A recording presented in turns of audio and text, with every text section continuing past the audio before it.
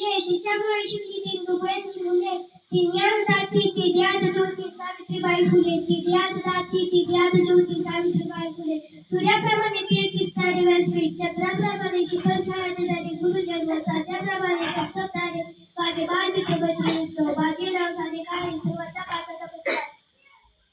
आज मी आपल्यासमोर क्रांती ज्योती सावित्रीबाई फुले यांची यशोगाथा सांगण्यासाठी आहे उभी आहे सर्वप्रथम सावित्रीबाई फुले यांना माझे प्रेम आहे सावित्रीबाई फुले या भारताच्या पहिल्या महिला शिक्षिका होत्या त्यांचा जन्म 3 जानेवारी 1831 रोजी सातारा जिल्ह्यातील रायगाव या गावी झाला त्यांच्या वडिलांचे नाव गुरुजी नवसे पाटील व आईचे नाव लक्ष्मीबाई असे होते त्यांचा विवाह वयाच्या 11व्या वर्षी थोर समाज सुधारक ज्योतिबा फुले यांच्याशी झाला क्रांती ज्योती सावित्रीबाई फुले यांना गुरुजी नवसे पाटील ज्योतिबांनी लिहायला वाचायला शिकवले क्रांती ज्योती सावित्रीबाई फुले व ज्योतिबाची 1 जानेवारी 1848 मध्ये पुण्याच्या बुधवार पेठेत मुलीची पहिली शाळा काढली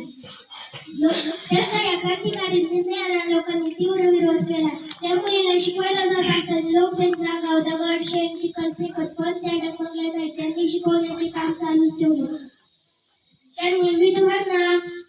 अनाथांना आधार दिला त्यांनी केशवपद बालविवाह अशा वाईट प्रकारांचा विरोध केला 10 मार्च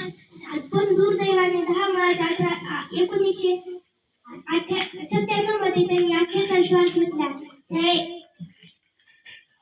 शेवटचा श्वास घेतला